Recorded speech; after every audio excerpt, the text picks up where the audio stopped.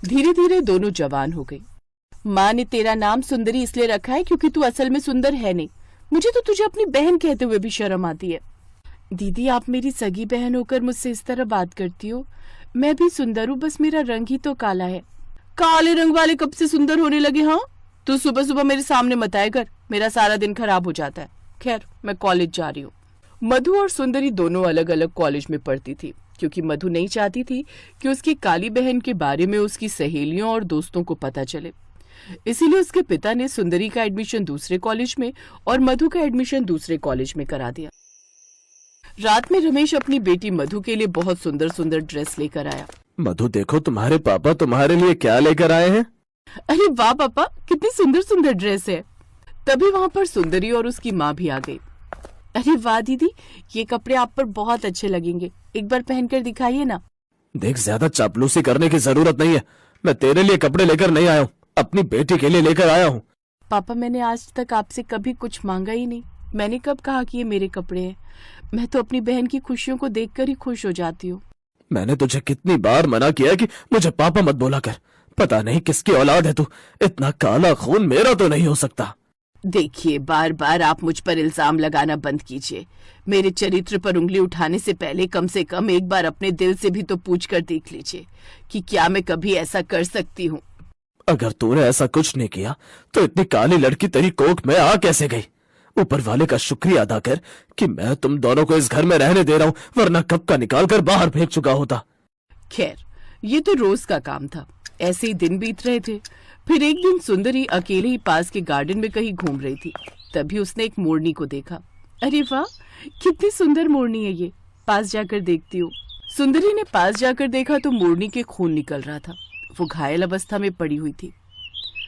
मोरनी तो घायल हो चुकी है, मुझे इसका इलाज करना होगा, इसे घर लेकर जाती हूँ। सुंदरी मोरनी को अपने घर लेकर चली आई और उसका इलाज किया।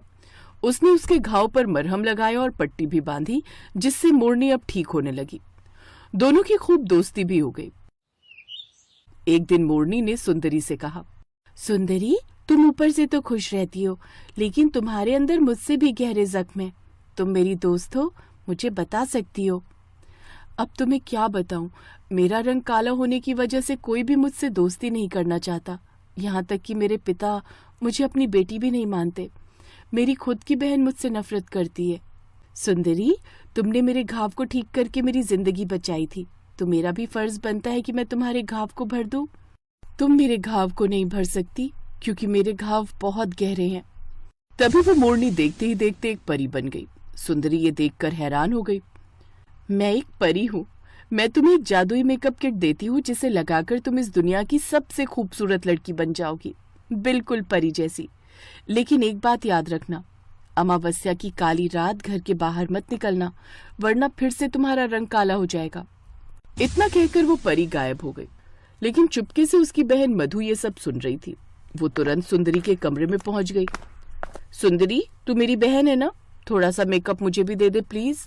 सुंदरी का दिल बहुत बड़ा था। उसने थोड़ा सा मेकअप का सामान मधु को भी दे दिया। अगले दिन सुंदरी बिल्कुल परी जैसी बन गई। वो चांद की तरह चमकने लगी, जिसे देखकर उसकी माँ ममता और पिता रमेश हैरान रह गए। ममता, तेरी बेटी को क्या हो गया? कल तक तो ये काली थी, अचानक इतनी सुंदर कैसे हो गई? परमात्मा को लगा होगा कि उसके बनाए हुए काले रंग से हर कोई नफरत करता है, इसीलिए शायद उसने मेरी बेटी का रंग भी गोरा कर दिया। और उस जादुई मेकअप से मधु और भी सुंदर हो गई।